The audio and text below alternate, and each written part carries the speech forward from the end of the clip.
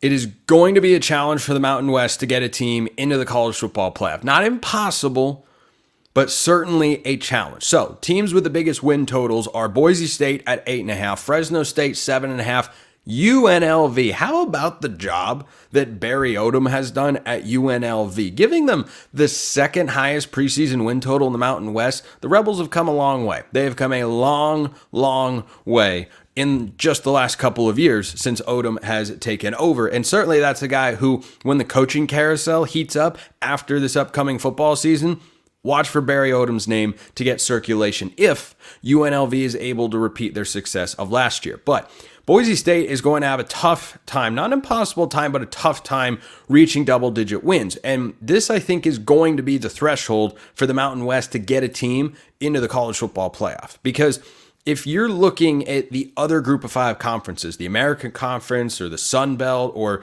last year would have been Liberty out of Conference USA, you have to have double-digit wins by the time your conference championship game comes to an end, meaning bare minimum, a Mountain West team has to go 10-3 to find themselves as the highest-ranked group of 5 team to get into the 12-team playoff. So Boise State's win total is 8.5. No surprise there. They are my favorite to win the Mountain West. Not the only team that can win it. I don't think there's a huge gap between them and others.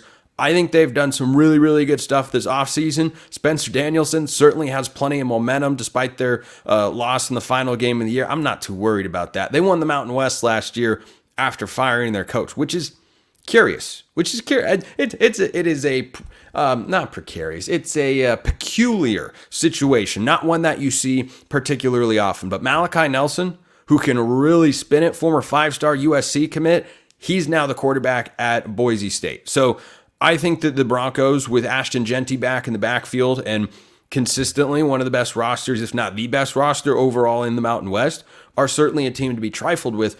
But getting to 10 wins going into the 12-team playoff selection, that's going to be tough. You need at least 9 regular season wins, and that comes down to the 3 big games that Boise State will play against non-Mountain West teams. They've got Oregon State on the schedule, they've got Washington State on the schedule, and they've got Oregon on the schedule. Have to win one of those games. Can you beat Oregon State or Washington State? Absolutely. Could you upset Oregon? That feels like a daunting task given that the game will be played in Eugene inside Oregon's cozy confines of Autzen Stadium. But they have to win one of those games, at least one of those games, because even if you win just one of them, just one of them, you can only lose one Mountain West game. And I don't think you're going unbeaten in the Mountain West slate, which is why I say you have to win at least one of those games to make your way into the playoff. I don't think 9-4 as a Mountain West champion gets you into the college football playoff. I do not see it. I think you will have an American or Sun Belt champion that has got a better record and will be higher ranked inside the college football playoff committee's top 25. So that's the challenge for Boise State.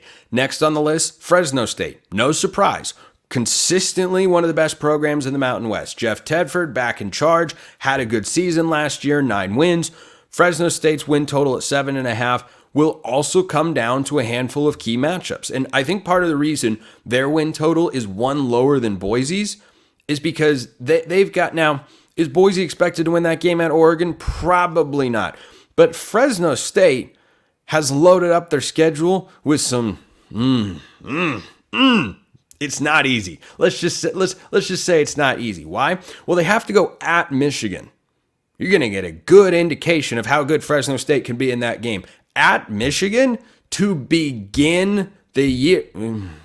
There are easier games to start with than at Michigan. Now, the Wolverines are probably licking their chops saying, bring it on, Bulldogs. Come into the big house and show us what you got.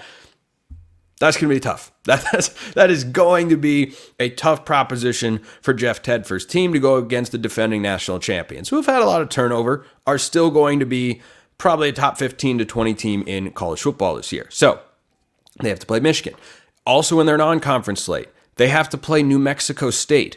Do not sleep on the Aggies. They were playing for a Conference USA title a season ago. They ultimately fell to Liberty, but that is a team that is certainly playing in a lesser conference, but is at the top of that conference, and it has the same sort of vibes as when group of 5 teams go up against a lower level team in the Power 5. Look, yeah, this conference has got more money, better pedigree, better teams and everything, but the team at the top can very easily compete with the teams that are, in the middle of it. Fresno State is, of course, closer to the top of the Mountain West. New Mexico State is not to be trifled with. Absolutely not.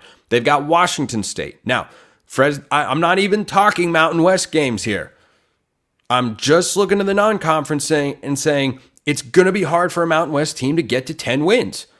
This is not impossible, but right now, I would lean towards it's not going to happen because the schedules are just absolutely brutal, and I think the win totals are reflecting that. Washington State is on the schedule. I expect the Cougars to be anywhere from a 7-9 win team this year. Not going to be an easy game. So if you're Fresno State, you got to have at least 2 of these wins, and you've got UCLA on the road to end the year. Now, last time, at least that I remember, maybe there was an instance before, but last time Fresno State went into the Rose Bowl, they beat a good Chip Kelly team. They had Jake Haener at quarterback. He, of course, hasn't been there for a couple of years now, but they went into the Rose Bowl and beat UCLA. I don't think the Bruins are very good this year. Deshaun Foster, I'll be talking about him next week. He's done some nice things on the recruiting trail that are noteworthy at the very least. But you have to play Michigan, Washington State, UCLA, and New Mexico State? Oof.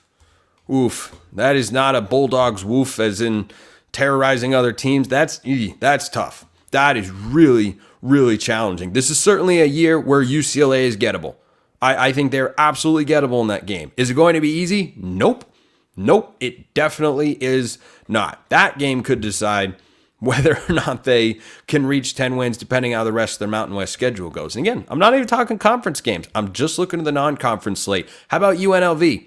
Win total of 7.5 for Barry Odom and company. Maybe the hardest of the bunch.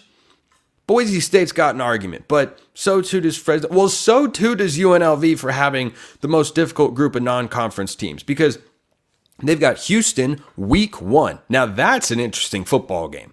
Houston is going to be towards the bottom of the Big 12.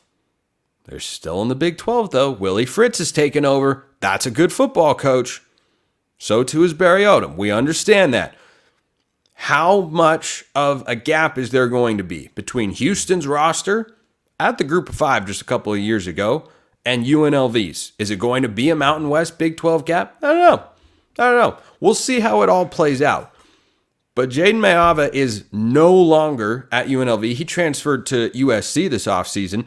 Cameron Friel likely to take over as the starting quarterback. He's played some in his college career. It's been a minute, but he at least has experience. That's your expected starter for UNLV. We'll see how he fares in week 1. They've got Houston week 1. They also have to play Kansas. Sorry, that's gonna be a loss. Kansas is a good football team, Big 12 title capable team. Don't think that UNLV is going to pull that one off. They've got to play Oregon State, and they have to play Syracuse. I mean, man, Mountain West teams not shying away from competition. I respect it. But for 2024, it'll be the reason that the Mountain West doesn't make the playoff. If we look back and go, yeah, no, it was a different group of 5 team that got in. These schedules will be the reasons why. And I think Mountain West teams and Mountain West Commissioner Gloria Navarez, who I think is pretty darn good at her job, should consider talking to their football programs about, hey, set yourself up to have a schedule that will allow you access to the college football playoff. Because these schedules for your top team, I don't see it. I don't see a 10-win team in there. I think that is asking so much of somebody in there. Now, maybe one of these teams surprises me, but you have to pull off some really, really quality wins, most of which would be on the road. It's a tough proposition. One thing before I get out of here that I almost forgot to mention is the craziest thing that I have ever seen from our friends at FanDuel. Bust out the Titanic violin music for New Mexico here, as they have been assigned a win total of 1.5. Oh no. Oh no. Here's the upside. I think there is serious value on over 1.5 for New Mexico. They opened with Montana State, a premier FCS program. That game, however, will be played in Albuquerque. If they win that game, they just have to beat one Mountain West opponent. They beat 2 a season ago. They won 4 games. They've done some work in the transfer portal. Vegas doesn't like the Lobos. I had to give them a little bit of a shout out here because that was one of the saddest things I have seen.